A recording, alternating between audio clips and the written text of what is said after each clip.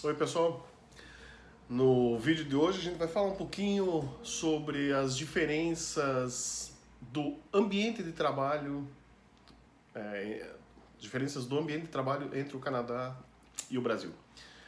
É, eu trabalhei em várias empresas no Brasil, algumas multinacionais, e aqui no Canadá, bom, no Quebec, não trabalhei em nenhuma multinacional ainda. Não que eu precise ou queira trabalhar, mas só para efeito de comparação. Então, uma diferença assim que eu percebi e continuo vivendo hoje em dia, a primeira coisa é que no ambiente de trabalho no Canadá não existe gritaria. Nunca. Nunca.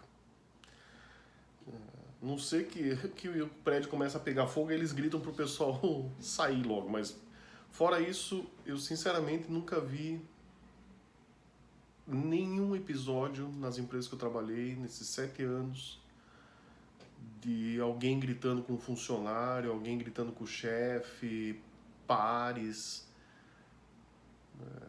mesmo se tem problema. É inacreditável a, a civilidade do canadense.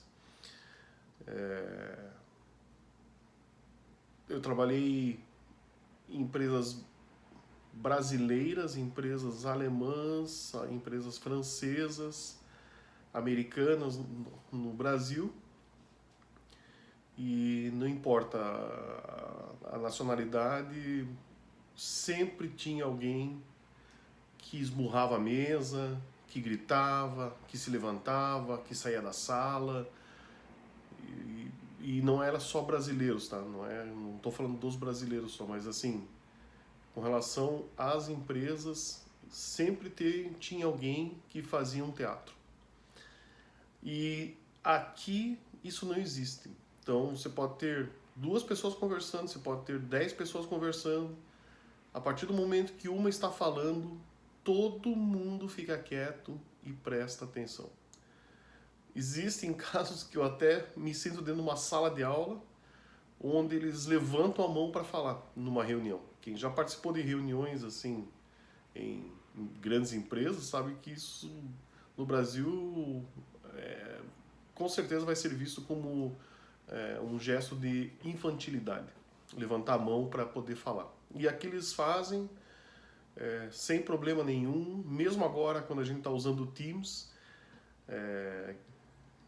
existe um botãozinho lá que você aperta para levantar a mão, você levanta a mão, tipo, aparece na tela de todo mundo que você está com a mão erguida, e eu já usei também, e o pessoal fala, o Peter tá com a mão erguida aqui. Então, tipo, eles param, lógico, eles terminam a frase, né, o raciocínio, mas aí é a tua vez de falar, então você fala, e você respeita os outros também.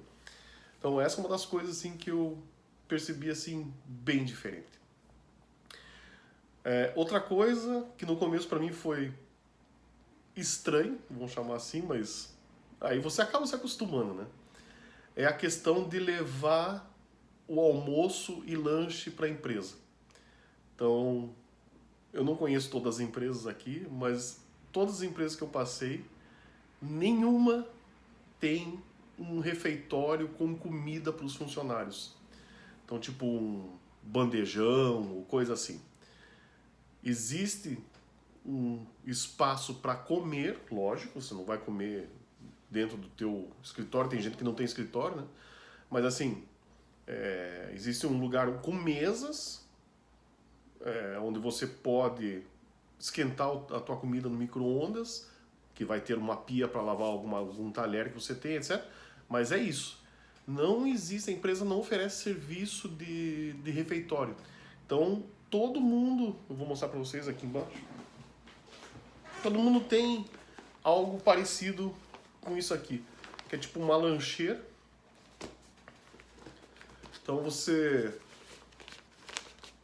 põe bebida aqui dentro, tá separado, né? E aí põe a comida aqui.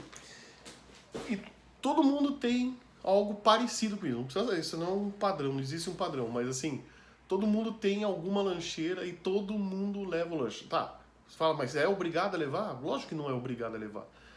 Você pode, na hora do almoço, a hora do almoço é meio sagrada aqui, então você pode fazer o que você bem entender. Se não quiser comer, só não trabalha. Mas o que acontece? Ah, tem um restaurante, por exemplo, na frente da empresa onde eu trabalho, na frente, é só atravessar a rua, tem um Subway. Então tem muita gente que não leva almoço, vai comer no Subway. Ou vai comer em outro restaurante. Enfim, existe essa possibilidade, mas dentro das empresas não existe serviço de alimentação. Então você não, nem você ganha vale-refeição, tá? A empresa é por tua conta isso. Você não trabalha, mas isso é por tua conta. Você quer levar comida, você quer gastar dinheiro no restaurante, isso é problema teu. Com relação a férias, né? Então, de modo geral, assim, quando você começa a trabalhar numa empresa, depois de um ano você tem direito a 2 semanas de férias. E, modo geral, tá? Daí você vai falar, mas eu conheço um cara que começou trabalhando, aí são casos e casos, tá? Mas de modo geral, são 2 semanas de férias que você tem direito. Se você continua na empresa, a partir do 3º ano, você tem direito a 3 semanas. A partir do 5º ano, você tem direito a 4 semanas de férias. Não se vende férias aqui no Canadá, porque eles não aceitam isso. Nem o empregado é acostumado a vender férias, nem a empresa a comprar. Então, assim, para eles, férias são férias. É o momento de você sair do trabalho, tipo, desligar e voltar, vamos dizer assim, revigorado. Então não existe esse negócio como no Brasil, como algumas vezes eu fiz, de vender 10 dias e pegar 20. Ah, porque preciso de dinheiro. Ah, porque não sei o quê. Então assim, ou porque tem muito trabalho, então vende as férias, fica com o dinheiro e tal. Outra, não se paga aqui, se paga as férias, né, o tempo que você vai ficar fora da empresa, mas não tem 30% sobre o valor, se eu não me engano, era no Brasil, a mais. Então você ganha o teu período de férias mais 30% no Brasil. Aqui não tem isso. Tipo, você vai pegar 15 dias ou 10 dias de férias, vamos chamar 2 semanas e 5, né? Você vai pegar esses 10 dias, você vai receber essas 2 semanas pagas. Mas é só isso, não tem nenhum adicional. Quando você entra na empresa, você assina como se fosse um contrato, vamos dizer assim, aceitando as condições de emprego, mas você não assina nenhum tipo de carteira. Não existe carteira assinada aqui. Ou seja, não existe nenhum tipo de acordo. Se o cara decidir mandar você embora amanhã, ele vai te mandar embora e acabou. Ele vai te pagar o que deve para você no sentido, ele tinha férias a receber, vai receber. Ele tinha dias trabalhados a receber, ele vai receber. Fora isso, não tem mais nada. Do mesmo jeito, se você quiser sair da empresa, você pode chegar para a empresa e falar, olha, estou saindo hoje. Você não tem que dar aviso, não é obrigado. É de bom tom você dar o aviso, que aqui normalmente são 2 semanas, tanto de um lado quanto do outro. Mas não existe nenhuma lei que diga que você não possa simplesmente sair da empresa no dia seguinte. Você mudou de ideia e assim acontecem muitas coisas. Muitas vezes. Que mais? Então eu falei de alimentação, falei da civilidade nas reuniões e conversas, falei das férias.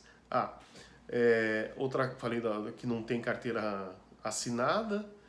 Se você sai também não tem nenhuma multa nem para a empresa, nem para você. Tipo, não existe. Eu sei que no Brasil mudou um pouco isso agora, mas na minha época tinha lá, a empresa pagava acho que 40% de multa se você é mandado que não fosse justa causa. Eu confesso que não estou por dentro da atual legislação brasileira, mas aqui é assim. Se você sai, recebe estritamente o que você tem direito, que você trabalhou e os dias de férias que você acumulou durante esse período. Se não tem férias, se não ganha férias mais nenhuma, e é isso. E somos amigos o resto da vida. Que mais? Uma coisa que eu achei muito, muito estranho também é que aqui, por incrível que pareça, eu diria que 100% das empresas utilizam fax ainda. É quase inacreditável, mas assim, o apego que eles têm ao fax é uma coisa incrível. E eu já ouvi, já perguntei, né, por que ele não mudar isso para um meio eletrônico, né? Eles me dão como resposta que a maioria das pessoas que utiliza acha mais seguro usar um fax do que usar uma internet, por exemplo. Vale lembrar que a população do Canadá é uma população muito velha em termos de idade. Então, assim, não existe uma pirâmide certinha como no Brasil. Então, o pico, vamos dizer assim, na questão de idade é muito inchado. Então, é por isso também que vocês ouvem falar muito de imigração para o Canadá.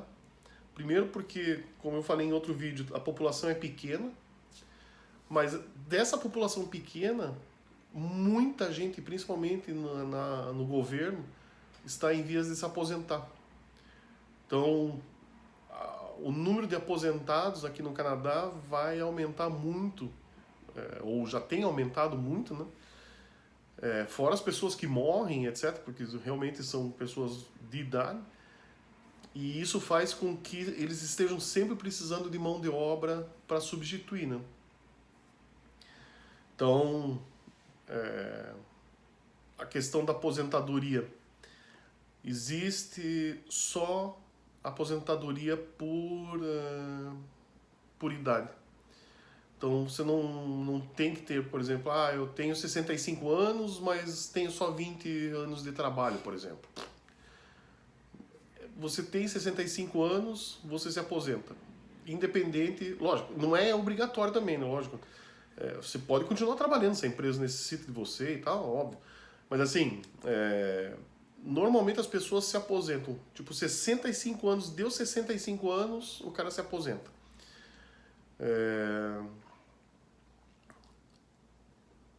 Que mais?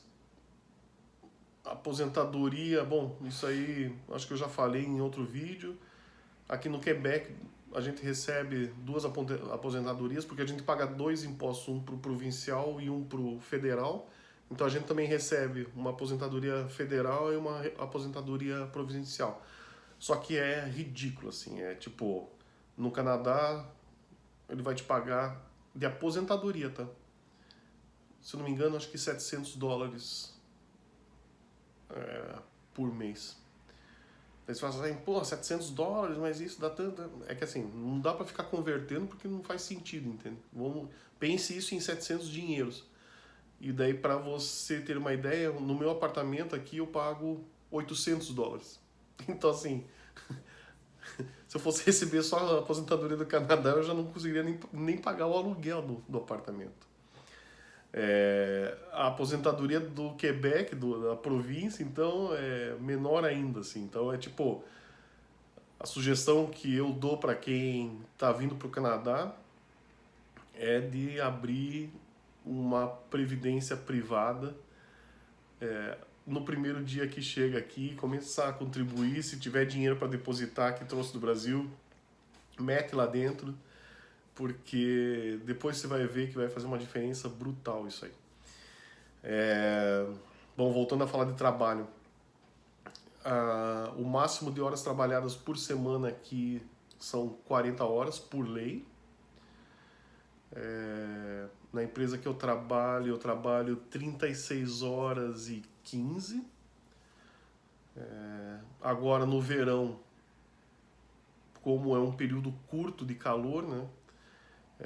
A empresa onde eu trabalho, ela decidiu de